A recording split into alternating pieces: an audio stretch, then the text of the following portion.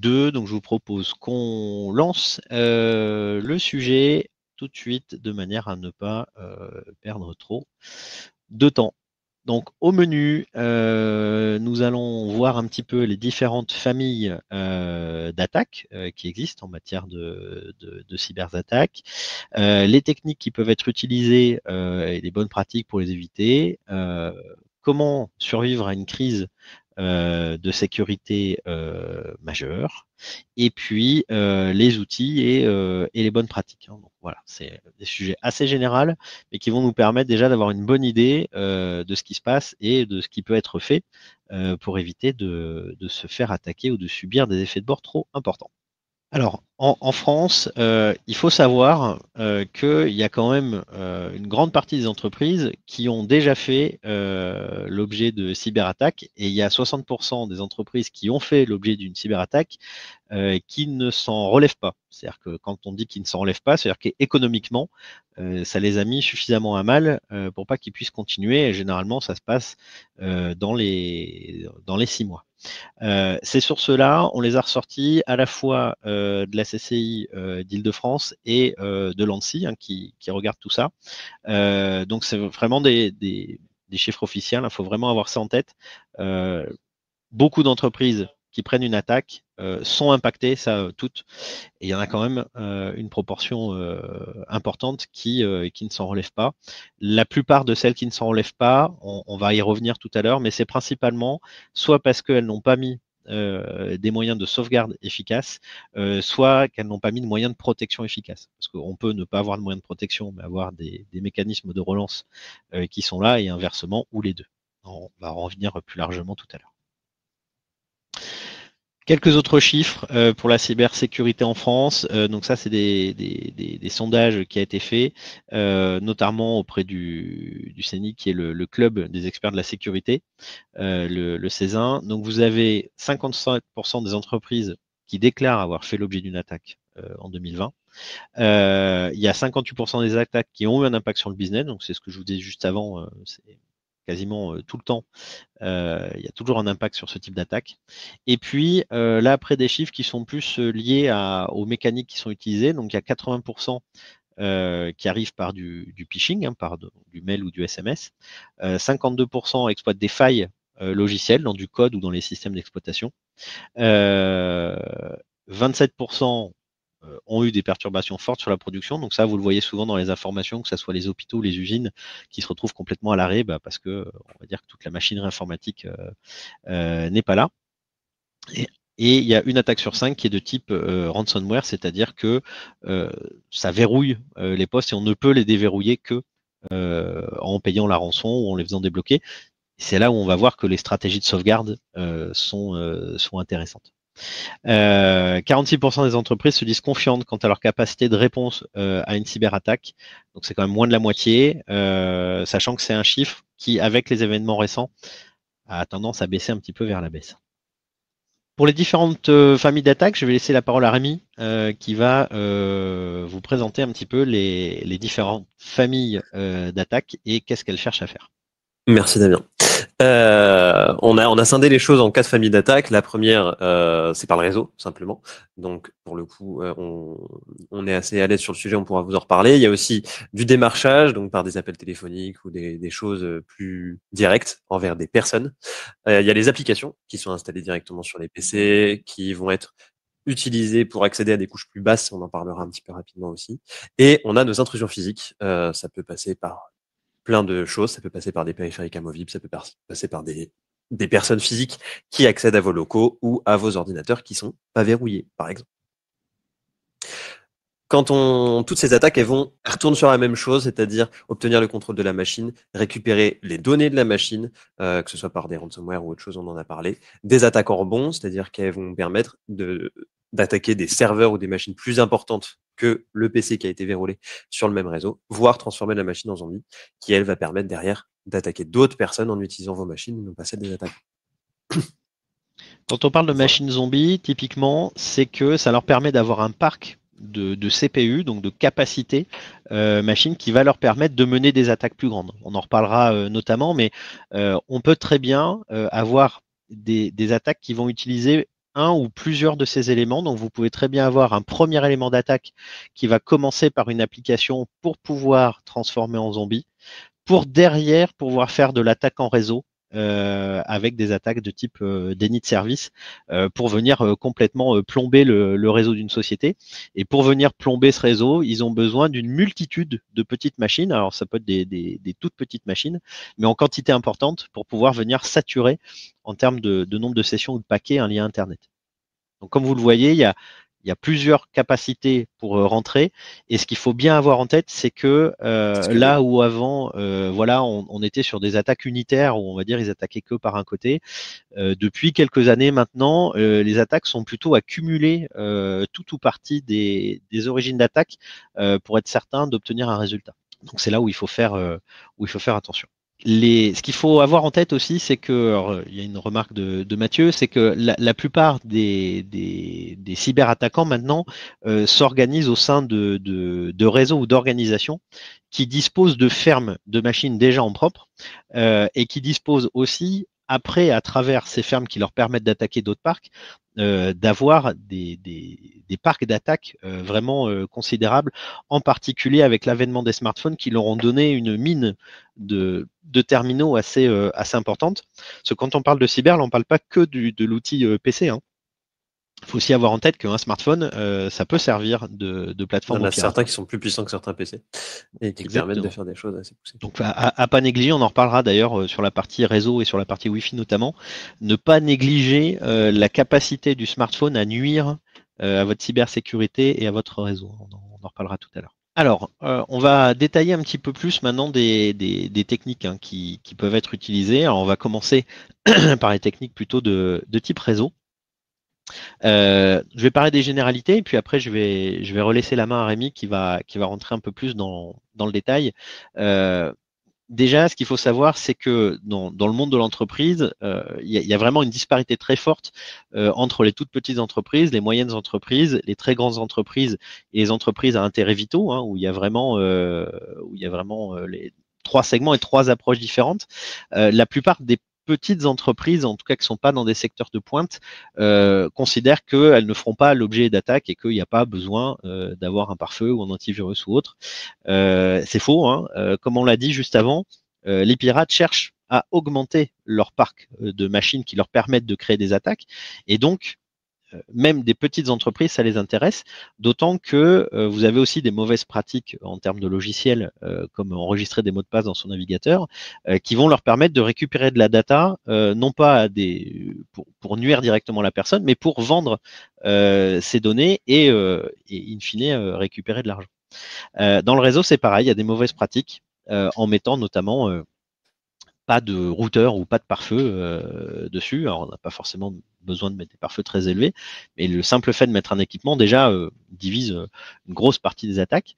Pour revenir sur les chiffres, et puis après Rémi va rentrer un peu plus dans le détail, mais les attaques de manière réseau ont quand même augmenté fortement et on le voit aussi à travers des événements géopolitiques comme ce qui a pu se passer en Ukraine.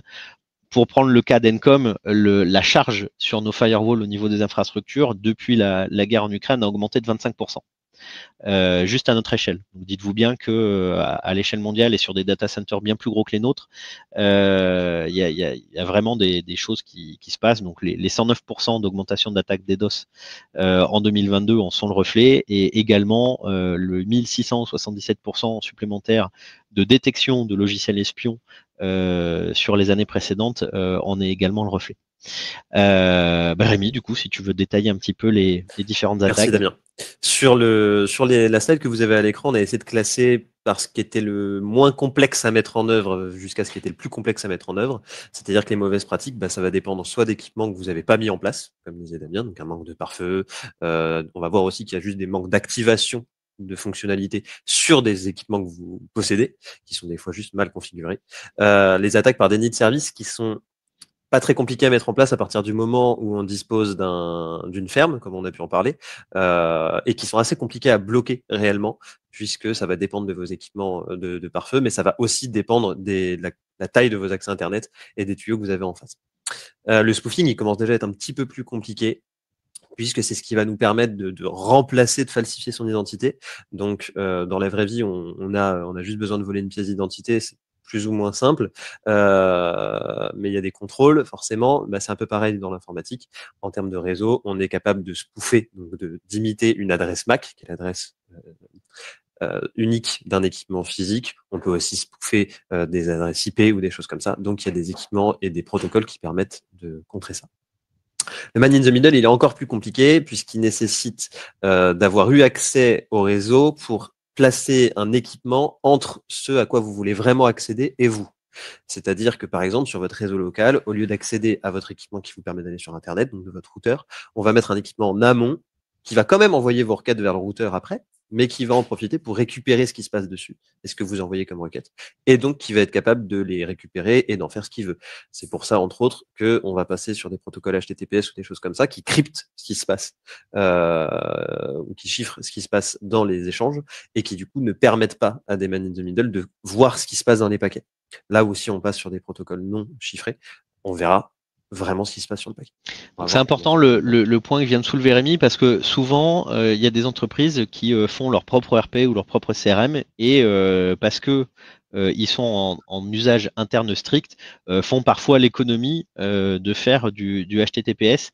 C'est vraiment des pratiques à bannir dessus, parce que, encore une fois, même si le logiciel il est qu'à usage interne, vous pouvez très bien avoir une compromission soit réseau, soit d'un poste de travail, qui va faire que vous allez exposer finalement les requêtes et une partie des informations dans les trames d'échange entre le PC et le serveur qui héberge la solution.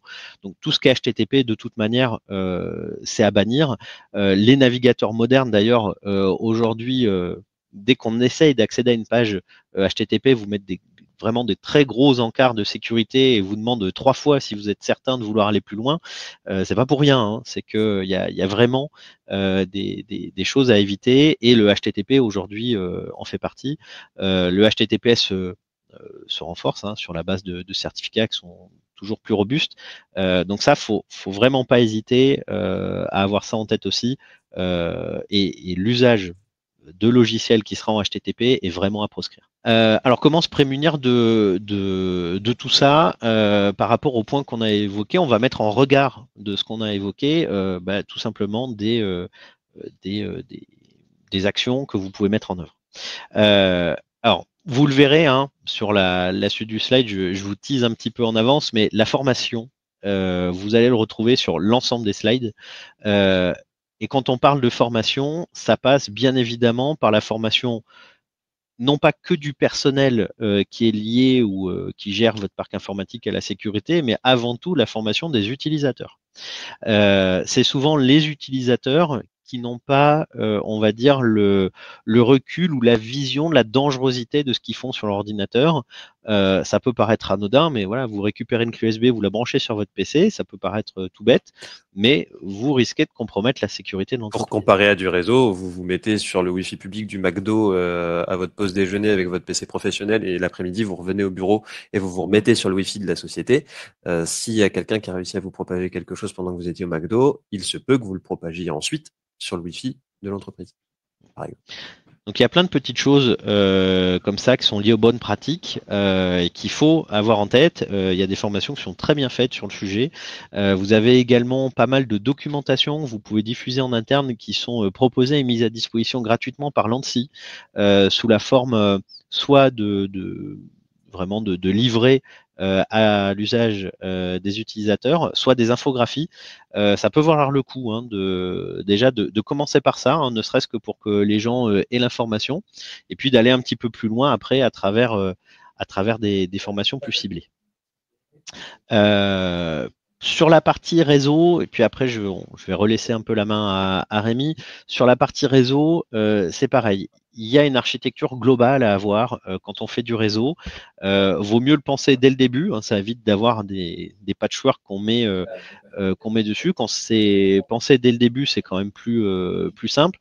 Pour autant, on peut toujours arriver sur un réseau à avoir une politique réseau globale en faisant attention au matériel qu'on achète, de manière à ce qu'ils aient tous les mêmes capacités et qu'on puisse appliquer les mêmes règles même si c'est pas configuré dans les mêmes panneaux, mais qui puisse appliquer le même niveau de sécurité.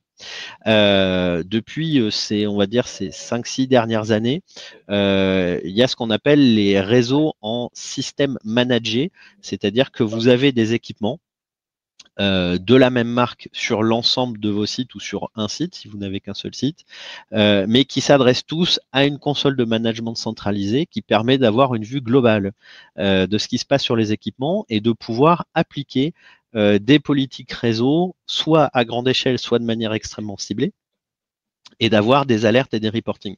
Ça, c'est assez nouveau. Par le passé, on était obligé de monter de manière interne ces outils de monitoring ou de mise en place de sauvegarde. Là, il y a vraiment un tenant qui permet de manager l'ensemble de son réseau, de faire des sauvegardes de configuration, de pouvoir mettre des nouveaux équipements, de propager des règles, de cloisonner des réseaux, d'isoler un matériel, d'isoler un utilisateur au sein du réseau.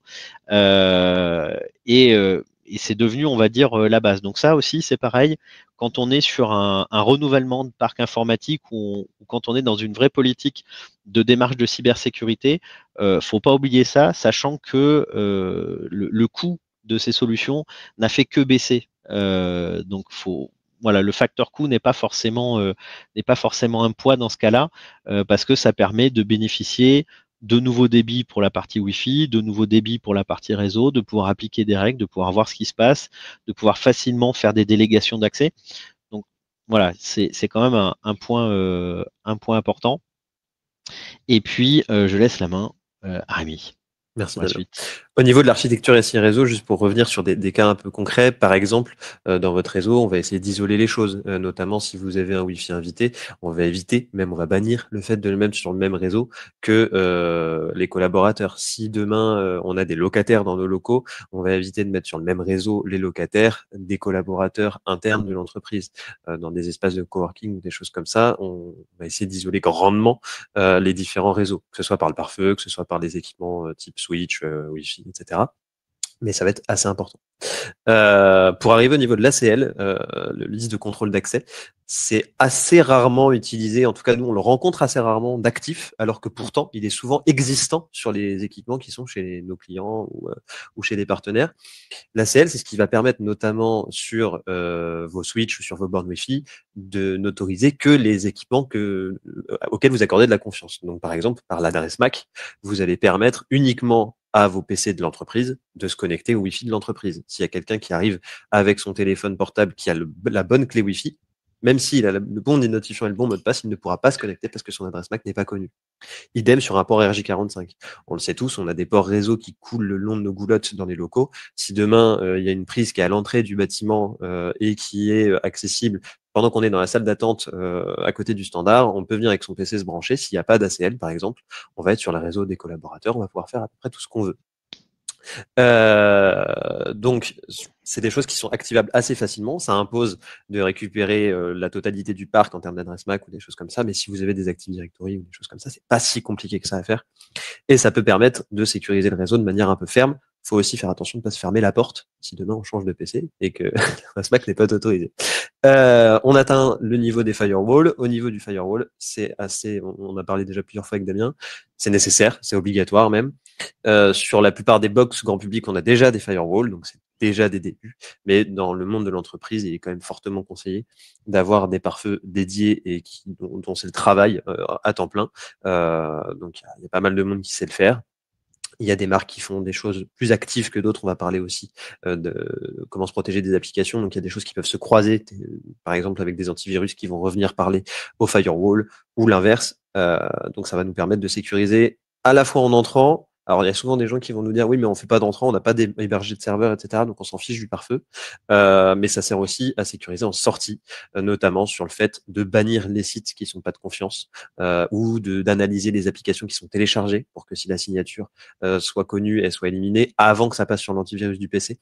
Donc ça rajoute une couche, ça rajoute une sécurité et c'est pas forcément des plus coûteux. Parfait, merci Rémi. On va passer aux applications. Donc dans la même veine que tout à l'heure, on va d'abord vous parler de comment y rendre. Donc on l'a vu dans l'introduction avec les chiffres qu'on vous a donnés tout à l'heure. Donc la partie ransomware qui consiste à venir impacter un système qui est en service, et puis surtout à faire en sorte d'obtenir de l'argent derrière, mais par un verrouillage dessus, le brute force, qui lui va plutôt consister à matraquer un système d'information à travers des essais de login mot de passe, pour obtenir finalement, arriver à trouver un login mot de passe existant. Donc ça envoie en fait beaucoup d'informations. Donc là, la nécessité d'avoir des mots de passe dits forts, c'est-à-dire d'une longueur supérieure à 12 voire 16. Hein. Maintenant, la recommandation elle est entre 14 Surtout et 16 au niveau de l'ANSSI. Quelque chose d'aléatoire, c'est-à-dire qui ne contient pas le nom de ce que vous cherchez à protéger. Souvent, vous avez des gens qui vont mettre le nom du site internet, notamment avec des majuscules, des minuscules, et puis après un logo, et puis des chiffres. Ça, maintenant, les robots, ils arrivent à les ou le nom de son enfant, le nom de son chien, voilà, des mots du dictionnaire, faut les bannir. Voilà, pas des mots classiques. Donc on en parlera tout à l'heure, mais dans les coffres-forts de mots de passe, vous avez des générateurs de mots de passe qui permettent de générer des mots de passe forts avec une totalement aléatoire et vraiment des mots de passe complexes. Et dans la mesure où ils sont stockés après dans un coffre-fort numérique, vous n'avez pas forcément besoin de le retenir. Il faut aussi se garder ça en tête, ça permet d'éliminer une très grosse partie des brute force. On vous a mis en regard là un chiffre, 2 secondes pour craquer un mot de passe de 12 chiffres. C'est le temps que ça prend un robot pour arriver à le casser. Les backdoors, là pour le coup, c'est une autre méthode. C'est des logiciels qui vont être installés, qui vont être plutôt dormants, c'est-à-dire qui vont rester dans votre système en contournant les sécurités que vous pouvez avoir et qui de temps en temps vont envoyer de la data vers l'extérieur. Donc c'est notamment ce qui a pu arriver là avec l'exploitation de la faille côté 3.6, on en reviendra tout à l'heure. Mais typiquement, voilà, c'est des systèmes qui permettent d'envoyer de la donnée vers l'extérieur en utilisant des couches basses du voire système d'ouvrir une porte qui permettra l'accès complet et que votre machine devienne une machine zombie par la suite. L'accès ultérieur. Donc ça, on va dire que c'est les 3 principaux aujourd'hui qui sont utilisés par les cybercriminels. Pour s'en prémunir, on va retrouver, comme je disais tout à l'heure, la formation. Donc là, c'est pareil, sensibiliser les gens à ce qu'on appelle l'usage et les risques pour faire en sorte qu'ils n'installent pas n'importe quoi sur leur poste de travail. Les aider aussi à identifier un comportement anormal de son ordinateur. C'est-à-dire que vous avez un ordinateur qui est classique et puis d'un coup se met tous les jours à ventiler à fond ou à consommer de la mémoire de manière anormale, ça doit attirer l'attention. C'est des choses qui permettent de voir tout ça, de même que quand vous recevez des mails frauduleux, arriver à identifier un mail frauduleux ou autre, c'est quand même important. Et puis sur la gestion de mots de passe, on l'a dit tout à l'heure, il y a la force du mot de passe, mais il y a aussi toute la partie double authentification ou multifacteur d'authentification. Ça, c'est quelque chose qui est de plus en plus la règle, sauf que dans la partie multifacteur d'authentification, il y a un petit peu de tout. Vous retrouvez des gens qui vont vous envoyer un code par email. C'est rarement une bonne idée parce que si votre boîte mail a été compromise, autant vous dire que le mail qui vous envoie le code pour déverrouillage, il est aussi compromis. Le SMS, c'est pareil, c'est considéré par l'ANSSI comme un moyen finalement assez simple à détourner par les vrais pirates. Après, vous avez les multifacteurs d'authentification par terminal, c'est-à-dire que vous avez une application avec un algorithme sur un terminal de confiance qui va vous permettre de pouvoir déverrouiller l'accès au site ou au système d'information sur lequel vous allez. Mais ça impose d'avoir un deuxième terminal. Et puis, vous avez aussi des solutions logiciels qui se coupent soit à des sites internet, soit à des systèmes d'information, qui eux vont s'appuyer, on va dire, sur la clé de chiffrement de votre terminal, de votre PC. En fait, chaque ordinateur dispose d'une puce avec un numéro de série, entre guillemets, qui est inviolable, dans la mesure où pour le falsifier, il faudrait avoir l'ordinateur dans les mains, et qui va conditionner l'ouverture du site internet ou du système d'information à la lecture de cette clé avec le couplage qui en a été fait. Donc il y a plusieurs choses qui existent. nous, de ce qu'on préconise et de ce qu'on retient, c'est les deux dernières que je viens de vous dire, c'est-à-dire du multifacteur d'authentification, soit à travers de l'applicatif, soit à travers des plateformes de sécurité qui permettent de faire en sorte que ça soit vraiment le terminal en question qui serve de clé. J'en parlais tout à l'heure, mais ne pas installer tout et n'importe quoi sur son ordinateur. Donc là, on en vient à la partie application, à l'application vérifiée. Donc ça, c'est très important. Un vieux logiciel qui n'a plus de support ou qui est mis à disposition de téléchargement sur un site qui n'est pas en HTTPS ou qui n'a pas fait l'objet de mise à jour depuis longtemps, etc. Il faut plutôt éviter. La bonne pratique, quand on n'a pas d'EDR ou d'antivirus, on viendra juste après sur la définition de ces deux choses. La bonne pratique, c'est que quand on veut installer quelque chose sur son ordinateur, on pose la question au responsable informatique ou à son infogéreur pour dire voilà, je voudrais installer ça, est-ce que vous pensez que c'est bon ou pas? Ça va vous prendre 10 secondes à poser la question, ça peut être un petit peu contraignant, mais au moins vous avez l'assurance derrière que ça va aller. Et puis après, pour les entreprises de plus grande taille, ben là, il peut y avoir des politiques très strictes de qu'est-ce qu'on a le droit d'utiliser ou pas, de mettre à disposition des librairies de logiciels strictes, et il n'y a rien d'autre qui sort de cette librairie, et ça va faire l'objet d'une validation, hein, c'est ce qui est fait dans les grandes entreprises. C'est des pistes que je vous donne, mais en tout cas, voilà, l'installation de ce qu'on met sur son poste de travail a pour le coup un impact direct sur la qualité de la sécurité de son parc informatique.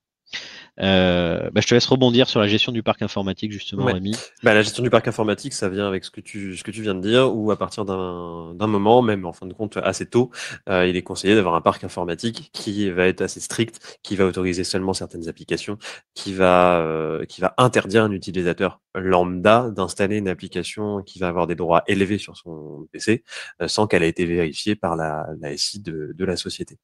Je rajoute aussi que sur les applications, maintenant, on marche avec des certificats qui sont délivrés et que quand un certificat est révoqué, il y a quand même maintenant toute une notion de sécurité où quand vous téléchargez une appli qui n'est plus de confiance, votre navigateur Internet, la plupart du temps, vous le bloque, votre système d'exploitation Windows ou autre va aussi vous interdire de le lancer. Donc, si demain, vous téléchargez une application qui a un certificat vérolé ou périmé, il faudra passer maintenant 3 ou 4 interdictions avant de pouvoir l'installer, donc il faut quand même entre guillemets le vouloir. Et on repasse pour se prémunir sur la notion de mot de passe.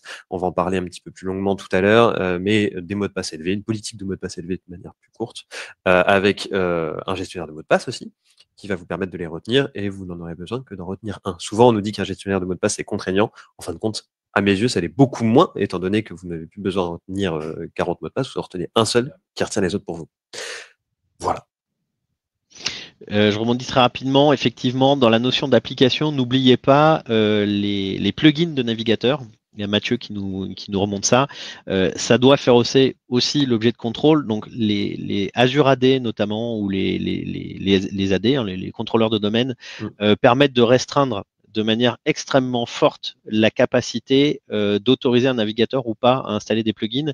Et pareil, ayez en tête que même un parc de 10, 15, 20 machines, avoir un contrôleur de domaine pour pouvoir automatiser les mises à jour, gérer ce qui est installé, mettre des contraintes, ça devient important et ça coûte pas si cher que ça. Donc, et ça vous fait gagner un temps incroyable derrière. C'est-à-dire que vous allez peut-être mettre un petit peu d'argent pour mettre en place le contrôleur de domaine, mais derrière, c'est énormément de temps dans la gestion au quotidien du parc que vous allez gagner. Et des risques en moins. Et des risques en moins, tout à fait. Le démarchage, alors ça va aller un petit peu plus vite. Le démarchage, c'est très simple. Il y en a 3 hein, aujourd'hui. Ce qu'il faut savoir, c'est que le phishing, aujourd'hui, ça représente quand même 91% des attaques qui sont lancées par courriel. En fait, ils se font passer par par des entités de confiance pour obtenir des informations. Je vous renverrai au site red.flag.domains, qui est un site qui est tenu par des passionnés qui sont d'anciens membres de l'ANSI et militaires, qui listent les achats de domaines frauduleux, donc par exemple suivi-chronopost.fr, qui n'est pas un vrai site de suivi de Chronopost, qui fait des massacres en ce moment, ou Amélie.fr, qui fait aussi des massacres en ce moment, qui permet de s'abonner au flux des domaines frauduleux qui ont été achetés, notamment sur les domaines français, et qui vous permet de mettre à jour vos proxys. Donc le proxy, pour rappel, c'est une solution logicielle ou un équipement qui va permettre de filtrer les requêtes web pour interdire des requêtes à destination de sites qui ne sont pas considérés de confiance. La partie spam, donc par des emails non sollicités, alors spam et phishing, ça va ensemble dessus. Et puis alors de manière un peu plus récente, des appels téléphoniques qui s'appuient sur l'abus de confiance. Donc ça va consister à dire à la personne que vous êtes là pour l'aider ou pour débloquer son ordinateur parce qu'il est allé sur un site qui lui affiche une vilaine pop-up avec un numéro de téléphone à appeler pour débloquer son navigateur, alors qu'en fait cette pop-up vous avez juste à la fermer et à faire autre chose, mais il y a des utilisateurs qui sont un peu tétanisés devant ce type de pop-up, qui vont appeler le numéro et la personne va dire bah, écoutez, il n'y a pas de problème, je vais faire une prise en main à distance, c'est complètement gratuit et je vais débloquer votre ordinateur, et il lui installe une application frauduleuse dessus, et puis voilà, il lui déverrouille son poste, il ferme la pop-up, tout va bien, sauf que bah, vous avez installé quelque chose de dangereux sur l'ordinateur. Ça peut aussi passer par pour le phishing et pour les appels téléphoniques. Il y a quelque chose qui s'est pas mal répandu dernièrement. Ça peut être aussi des arnaques au président ou des choses de genre, oui. où vous recevez des mails ou des SMS de soi-disant votre dirigeant ou de quelqu'un qui est censé pouvoir faire des paiements ou des choses comme ça, et qui demande à quelqu'un de la compta ou quelqu'un qui a une carte bleue de lui faire rapidement un virement de 10 000 euros ou de lui acheter des cartes cadeaux ou de... Donc ça peut être de la prise en main sur le poste, mais ça peut aussi être juste des abus de confiance pour des sommes d'argent, des choses comme ça.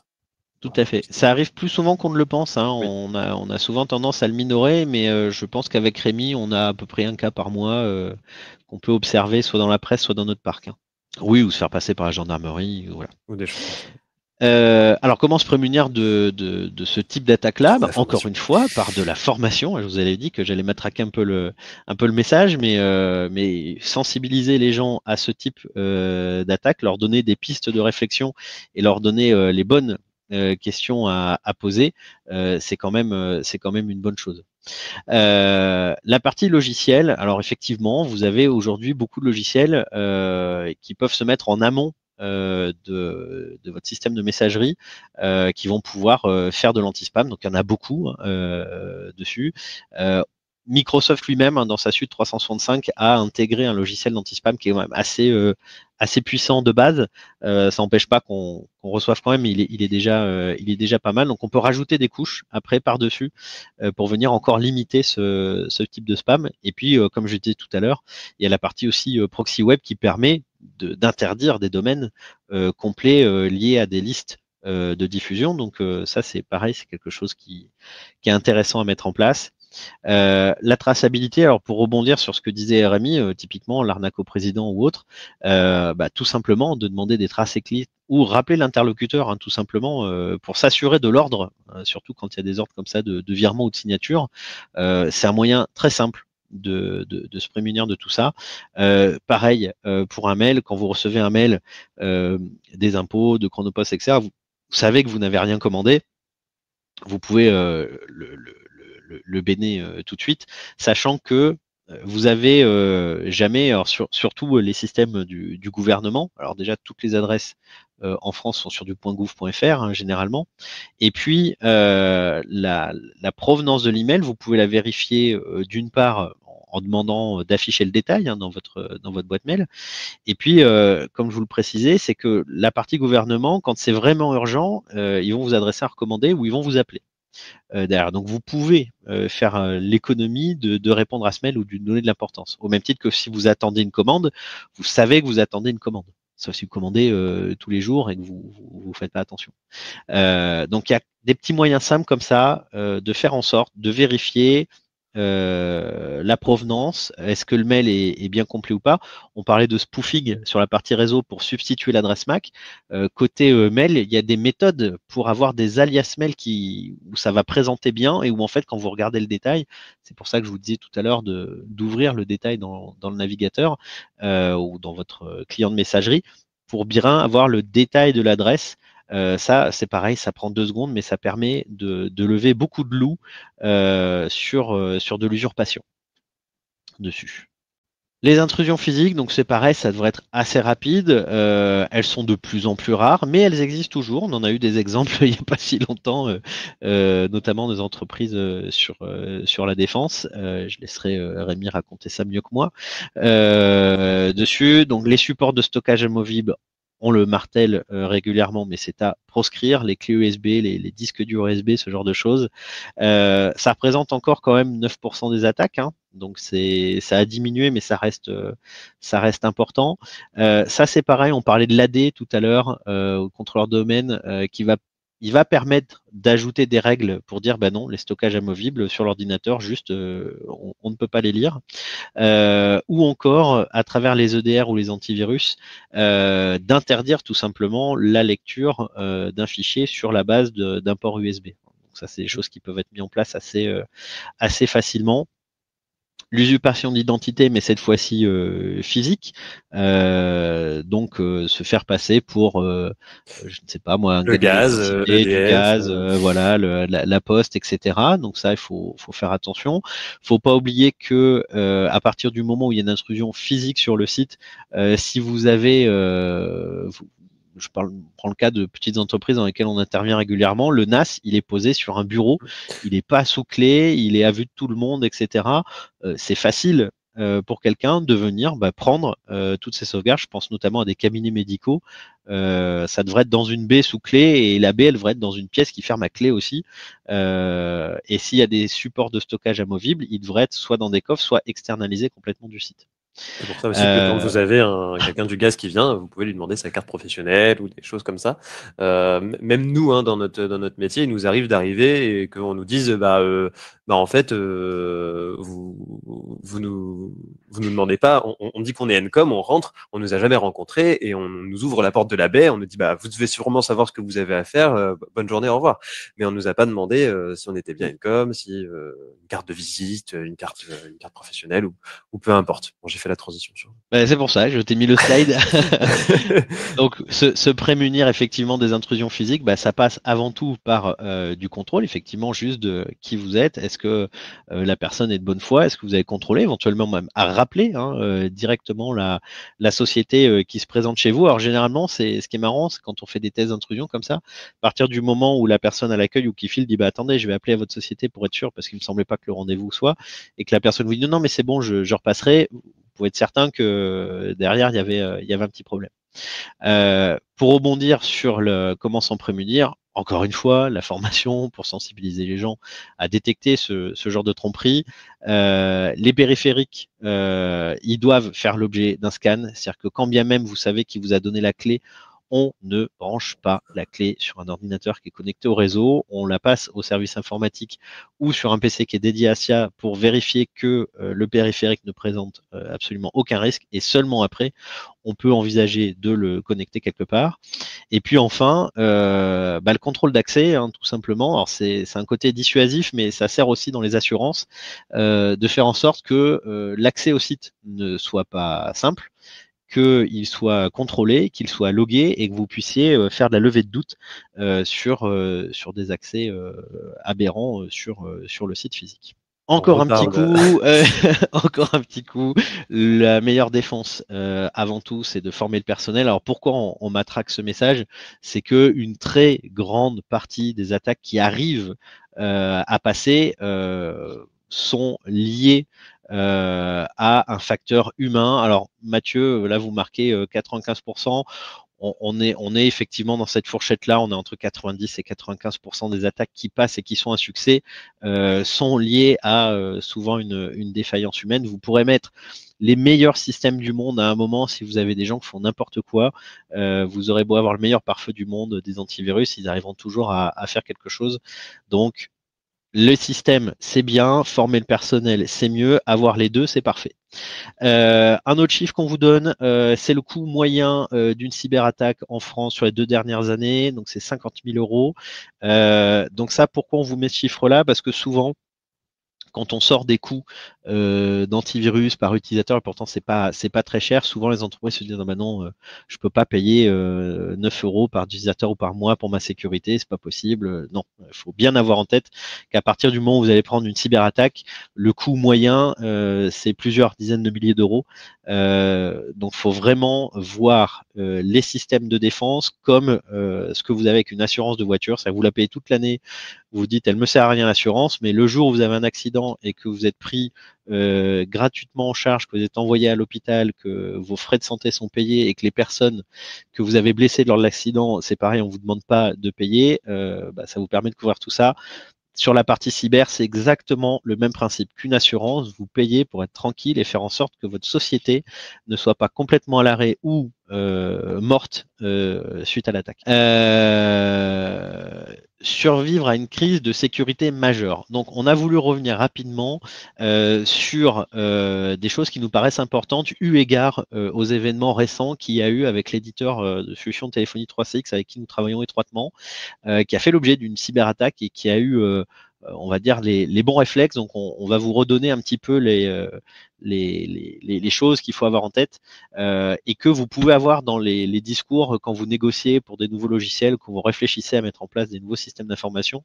L'engagement de l'éditeur vis-à-vis de la cybersécurité, donc lui demander comment ils ont leur approche de cybersécurité, quels sont les moyens qu'ils mettent en œuvre pour se protéger au quotidien, leur charte de sécurité interne même éventuellement.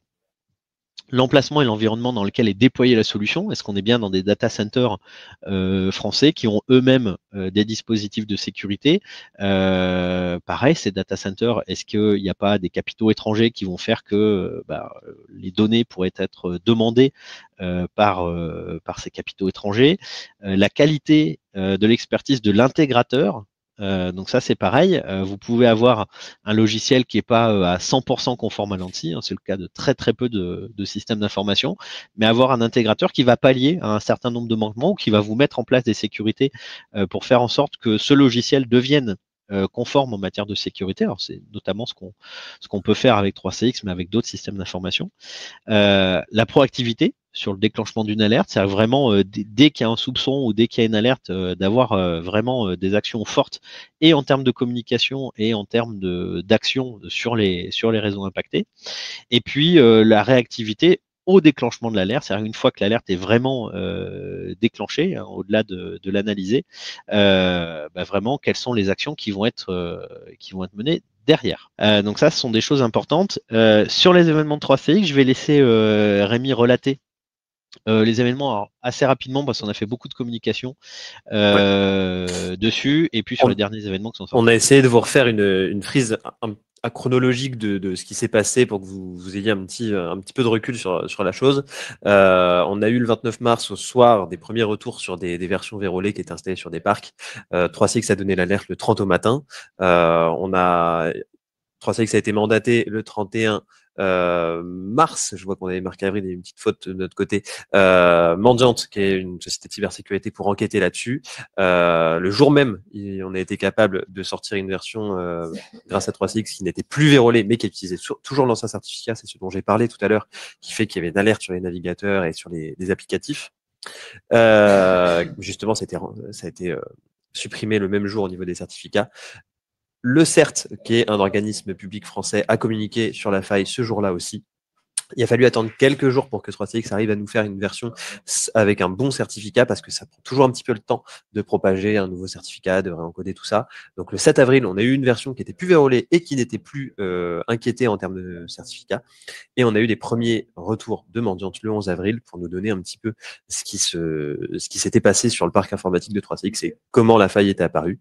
Et 3CX nous a annoncé le 12 avril travailler grandement sur une version SP7A qui faisait beaucoup de changements sur la cybersécurité, sur son applicatif. D'ailleurs, la SP7A Alpha est sortie cette semaine, donc on a commencé à la tester dans nos labos avec Encom pour tester ensuite la bêta dans les prochaines semaines pour la mettre en production dès qu'elle sera sortie et viable. Voilà pour le point rapide. Alors pour notre part client, on continue à envoyer des newsletters régulièrement. Les investigations qui sont faites par Mandiant continuent. Donc il s'avère que on parlait de l'usage et de l'importance que pour les utilisateurs. Là, on est pile dans le cas où c'est un utilisateur qui a utilisé un logiciel non autorisé qui a créé une faille. Donc voilà, on est pile dans le thème. Et par contre, ce qu'il faut retenir, c'est que là, l'éditeur, nous, en tant qu'intégrateur, c'est ce qui nous a rassuré. A été transparent, a communiqué rapidement, a fourni des solutions de contournement avec l'usage du client web, a mis, on va dire, une petite semaine à fournir un nouveau logiciel complètement remanié, refait avec des nouveaux certificats, et continue une politique assez forte d'accélération sur la partie sécurité. Donc c'est plutôt des voyants positifs. Ce qu'il faut savoir, c'est qu'il n'y a quasiment plus aucune entreprise d'édition de logiciels qui se fait pas attaquer aujourd'hui. Donc là maintenant, il faut surveiller de près ce que 3CX va mettre en œuvre, et c'est ce qu'on fait, et c'est ce qu'on vous envoie régulièrement. Donc c'est plutôt rassurant de voir qu'en tout cas, ça a déclenché une dynamique chez eux qui va plutôt dans le bon sens. Les outils pratiques, on va en parler de plusieurs. La sauvegarde, bien évidemment. La méthode 3-2-1 qui est quelque chose que Rémi adore. J'ai des exemples sous le coude qui sont assez récents là. Dessus, donc vas-y. La méthode 3-2-1, c'est assez simple. C'est la logique d'avoir 3 exemplaires de vos données sur 2 supports différents à minima. Tout ça, c'est à minima à chaque fois. Si vous voulez avoir envie d'en avoir plus, vous pouvez. Dont une copie hors site physique. Je m'explique. Si par exemple, vous faites vos sauvegardes de votre production, de votre CRM sur la baie d'à côté dans le data center du même hébergeur à la même adresse, et ben quand il y a un équipement qui prend feu, votre production et votre sauvegarde est impactée. Là où si vous avez votre production qui tourne dans un data center dans le nord ou dans l'est de la France, que vous avez une sauvegarde qui est sur votre NAS, donc sur un serveur dans vos locaux, et qu'il y a une copie de ça qui est faite toutes les semaines, qui est mise dans un coffre-fort, par exemple, dans une banque, pas dans votre local, eh ben on a notre 3-2-1. Et donc ça veut dire que même si vous avez votre data center qui brûle et vos locaux qui brûlent en même temps, le même jour, vous n'avez vraiment pas de chance, eh ben vous pouvez aller à la banque, récupérer votre disque dur et vous aurez perdu, entre guillemets, qu'une semaine de production. Ça me fait la transition sur la rétention, si tu veux suivre, Damien. Oui, vas-y, il y a un dépile. Sur la rétention, la sauvegarde glissante, c'est-à-dire que si on fait la sauvegarde que de la veille et qu'on supprime celle d'avant, si on se rend compte qu'il y a un virus qui a été installé il y a 3 jours, on ne peut pas reculer à il y a 3 jours puisqu'on n'a pas gardé suffisamment de sauvegarde.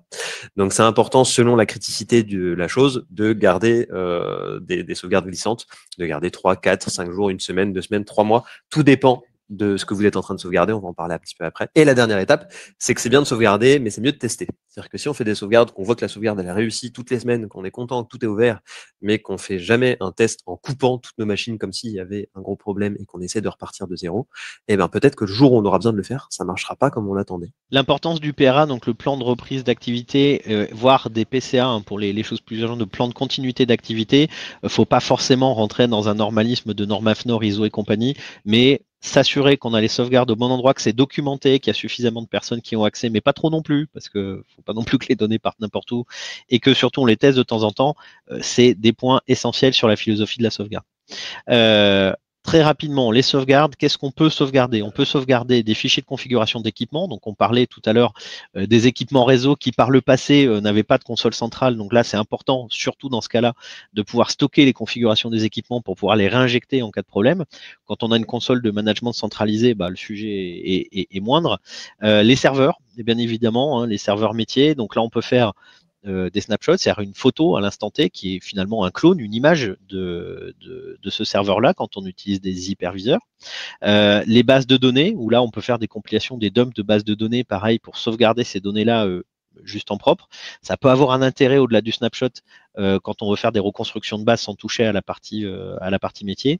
Et puis le poste de travail où là on va pouvoir soit à travers les drives, soit à travers des suites logicielles faire en sorte que la data puisse être synchronisée avec un équipement extérieur, ce qui fait que si un jour votre PC est complètement compromis ou qu'il a cramé, quand vous allez avoir un équipement de remplacement, vous allez pouvoir récupérer la totalité des données qui ont fait l'objet d'une synchronisation. Donc voilà pour les pistes au niveau des sauvegardes. Le gestionnaire de mots de passe, on en a parlé plusieurs fois dans les parties précédentes comme étant un outil à la fois de génération de mots de passe, mais aussi de conservation et de sécurité. Rémi l'a dit tout à l'heure, il ne faut pas le voir comme une contrainte, c'est avant tout là pour faciliter la vie des utilisateurs, tout en permettant justement de respecter les contraintes. C'est des outils qui sont très performants. Ça permet quand même de garantir la confidentialité des données parce que du coup elles sont pas exposées. C'est-à-dire que même quand vous voulez afficher le mot de passe, on peut faire en sorte qu'il s'affiche pas du tout. Ça permet d'accéder l'accès aux ressources seulement aux personnes autorisées parce que pour la plupart des logiciels de gestionnaire de mots de passe, vous pouvez avoir un gestionnaire côté entreprise et vous allez donner des délégations en créant des profils d'utilisateurs pour dire ça c'est un profil direction, il a accès à ça, ça c'est un profil technicien, il a accès à ça, ça c'est un comptable, il a accès à ça, etc. etc. Donc ça permet de facilement gérer aussi les accès, de donner un petit peu de facilité dans la délégation des mots de passe. C'est un vrai sujet quand vous avez un collaborateur qui quitte une entreprise et qui a eu la connaissance de mots de passe un peu critiques, pour éviter d'avoir à repasser sur tout le monde et à redonner ou même à envoyer par email un mot de passe qui est, je le rappelle, pas une bonne chose. On a le gestionnaire de mots de passe qui permet de combler tous ces vides dessus. Ça, c'est les enjeux. La méthode, encore une petite piqûre de rappel, la formation pour faire en sorte que les utilisateurs cherchent à utiliser d'abord des mots de passe forts, les gestionnaires pour imposer le gestionnaire de mots de passe aux collaborateurs. Où est-ce qu'on met ce gestionnaire de mots de passe? On va en reparler un petit peu après, mais ce qu'il faut retenir déjà, c'est que les solutions gratuites, c'est à éviter, et les solutions qui sont hébergées par l'éditeur, c'est à éviter. On va en reparler un petit peu plus en détail. Et puis, du contrôle, donc on en a parlé tout à l'heure, je crois qu'il y a Mathieu qui a remonté ça, sur l'installation de plugins ou autres sur les navigateurs. Faire en sorte qu'on ne puisse pas installer tout ce qu'on veut, que ça soit sur l'ordinateur, le Windows ou sur le navigateur, c'est aussi une des clés, et pour ça on a besoin d'un AD ou d'un Surtout que de gestionnaire base, de vos mots de passe, vos Chrome, Firefox et la panoplie ont tendance à vouloir enregistrer les mots de passe en local sur le PC. Et c'est à bannir parce que c'est la plupart du temps un fichier texte dans les fichiers de vos PC. C'est ça, qui est assez simple à récupérer et à déchiffrer. Dans les différents types, on vous a reclassé un petit peu donc les différents types de gestionnaires de mots de passe. Donc on vous a fait un petit podium, donc hébergé en data center ou chez un tiers de confiance, donc avec vraiment une solution qui est maîtrisée avec un intégrateur au milieu, hébergé en local sur votre PC. Ça marche aussi très bien. Et là, pour le coup, on parle de fichiers chiffrés de manière assez lourde. Hébergé chez l'éditeur avec un abonnement.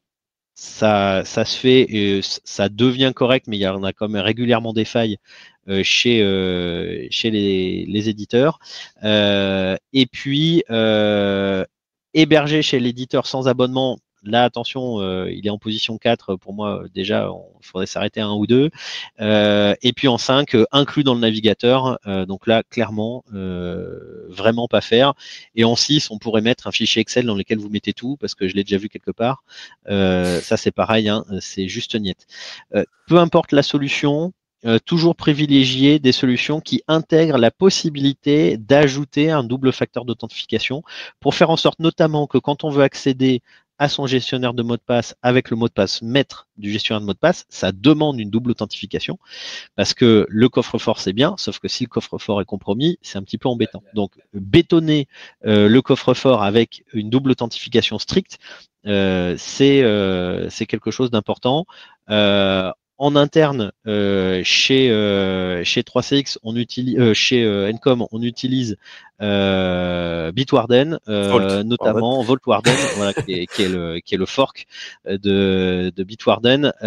Et sachez pour information que on va le mettre à disposition. Merci Mathieu. On va le mettre à disposition de nos clients à travers une offre où ça sera sur des serveurs dédiés à nos clients, sur un data center qui est certifié hébergeur de données de santé.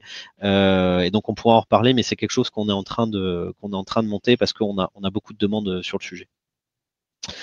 Ceux à ne jamais utiliser, alors on matraque un peu le message, mais après le podium sur 5, on vous remet en rouge que héberger chez l'éditeur avec ou sans abonnement, c'est pas une bonne idée, et que inclus dans le navigateur, c'est pire que tout parce que c'est la première cible en plus des cyberattaquants. Je vais laisser un peu la main à Rémi sur la partie firewall parce que c'est son dada et sur la partie antivirus. On en a parlé, les enjeux, c'est purement et simplement de protéger vos appareils et votre réseau aussi des actions malveillantes ou des accès qui sont non voulus. La méthode, c'est se renseigner, c'est-à-dire que simplement en ayant des personnes de confiance à qui demander des informations. Il y a aussi des audits qui sont importants à faire de temps en temps. C'est de plus en plus fait dans les entreprises, mais peut-être pas encore assez. Ensuite, c'est important de s'équiper. Donc, on peut faire des choses avec de la formation, on l'a suffisamment rabâché, mais ça ne suffit pas. C'est-à-dire que même si demain vous avez tout le monde qui fait attention, on peut passer facilement. Donc, s'équiper de logiciels ou d'antivirus, les maintenir parce que on a vu pas mal d'équipements mis en service qui ensuite n'ont jamais été mis à jour ou les configurations n'ont jamais été revues suite à des nouveaux virus, à des nouvelles méthodes ou des choses comme ça. Le coût de la cybersécurité peut paraître important, mais au vu des moyens, pas tant que ça. On l'a vu tout à l'heure, une attaque, ça coûte environ 50 000 euros en moyenne. Avant d'atteindre 50 000 euros de coût de serveur, de firewall et d'antivirus, il faut quand même être un peu patient. Donc, ça peut être important de ne pas hésiter à dépenser. C'est une assurance, la cybersécurité, c'est-à-dire que on a le coût qu'il peut avoir de 50 000 euros, ça inclut le matériel qui va être vérolé et qui des fois n'est pas récupérable. Ça inclut aussi le temps de travail où vous ne pourrez pas travailler. Si demain vous avez 20 collaborateurs qui sont à l'arrêt total parce que les PC sont vérolés et qu'on peut rien faire, ça peut coûter très vite, très cher. Et donc on reparle du principe qu'il faut prendre le temps de se renseigner et pas forcément choisir des logiciels ou des intégrateurs au hasard ou les moins chers. On arrive au réseau. Alors sur la partie réseau, on en a parlé un petit peu tout à l'heure avec l'ACL et puis on a rabâché un petit peu le message sur l'Active Directory et le contrôleur de domaine. Restreindre l'accès aux personnes extérieures à l'entreprise. Alors ça passe par le réseau, ça passe aussi par les contrôles d'accès, on en a parlé tout à l'heure. Monitorer ce qui se passe sur son réseau, alors c'est très important. Alors il y a des HDR ou des EDR qui existent, donc des logiciels qui permettent de monitorer, on va dire, l'activité soit d'un ordinateur, soit d'un réseau pour sortir des alertes sur des anomalies. Hein, donc c'est le principe justement des tout ce qui est HDR, HIDS ou EDR, qui vont permettre de monitorer un petit peu son parc pour savoir ce qui se passe, être proactif pour faire en sorte que dès qu'il y a quelque chose qui dérive, on puisse le sortir. Je l'ai dit tout à l'heure, privilégier un réseau homogène, donc de faire en sorte que à minima il y ait des équipements qui aient les mêmes capacités et au mieux d'avoir des équipements dans la même marque vers une console de service managé. Là, c'est vraiment le top en matière de tour de contrôle. Segmenter ces réseaux par VLAN, donc ça c'est d'autant plus important quand on a des entreprises extérieures dans le même bâtiment, mais au sein même d'une entreprise, le réseau de vidéosurveillance n'a rien à voir avec celui de la voix sur IP, qui n'a rien à voir avec celui des copieurs, qui n'a rien à voir avec le management des équipements, qui n'a rien à voir avec les utilisateurs. Donc segmenter les réseaux permet de faire en sorte que si jamais il y a une attaque, elle sera contrainte et elle sera restreinte au réseau par lequel elle est rentrée, mais elle ne pourra pas aller se propager dans les autres. Monitorer son réseau, donc je rabâche un petit peu, mais c'est important de voir ce qui se passe pour être proactif. Et puis les risques liés au Wi-Fi, alors on l'a dit tout à l'heure, notamment avec ces petites bestioles et les smartphones, mais souvent on a tendance maintenant, dès qu'on va quelque part, à connecter son smartphone sur le Wi-Fi, alors c'est très bien, mais c'est très bien que si on a un réseau Wi-Fi qui est fait pour ça, qui est complètement décorrélé du reste, de manière à ne pas venir impacter le réseau local de l'entreprise. J'ajoute que du Wi-Fi, ça s'arrête pas au mur comme vos câbles réseau. C'est-à-dire que si je me mets en bas de votre bâtiment avec votre mot de passe, c'est 1, 2, 3, 4, depuis ma voiture garée en bas du bâtiment, je peux me connecter à votre réseau et donc j'ai accès à tout ce qu'il faut. Donc, il faut vraiment pas sous-estimer le Wi-Fi. Exactement. Le Wi-Fi, c'est pareil. Il y a des trucs tout bêtes. Hein, ça va vous paraître très simple, mais faire en sorte que quand le bâtiment ne tourne plus, les bornes Wi-Fi s'éteignent et ne redémarrent, ne réémettent du Wi-Fi que sur vos heures de travail, ça permet de faire en sorte que la nuit, quelqu'un qui viendrait à proximité de votre bâtiment ne vienne pas faire des tests d'accès dessus. Faire du filtre ACL pour n'autoriser que les équipements qui font l'objet d'un enrôlement strict ne puissent le faire. Voilà, donc c'est des choses toutes bêtes, mais faire en sorte déjà qu'on contrôle ce qui se passe, vérifier que le mappage est bon, restreindre les accès, loguer les événements et les monitorer, ça permet déjà de résoudre une grosse partie des problèmes. Pareil, pour loguer les événements, c'est assez simple à faire quand on est sur une plateforme de service manager parce que ça fait partie du package, on va dire. Et puis, pareil, sur les services managés, vous avez des choses qui sont faites par les constructeurs, vous avez des choses qui sont faites par les intégrateurs. La plupart du temps, les intégrateurs, alors là, bien évidemment, on prêche pour notre paroisse, mais les intégrateurs ont une vision plus fine et ont des data centers qui sont les leurs sur lesquels il y a une maîtrise, où l'éditeur, lui, il a une vision macroéconomique et il va faire avec ces choses à lui. Donc, faut pas hésiter aussi à challenger les intégrateurs là-dessus parce que c'est notre rôle.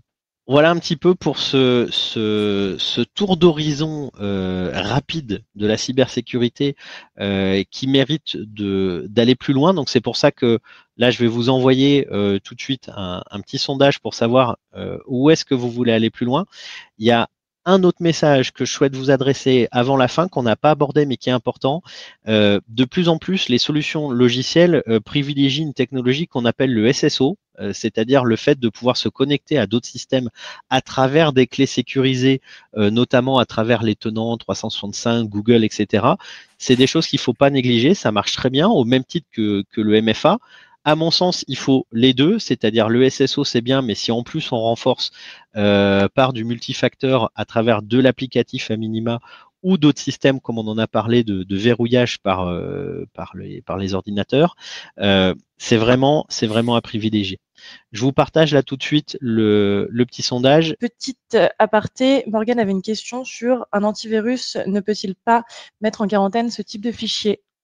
Alors, pour les antivirus, ça dépend en fait, parce que déjà, il faut que l'antivirus soit à jour.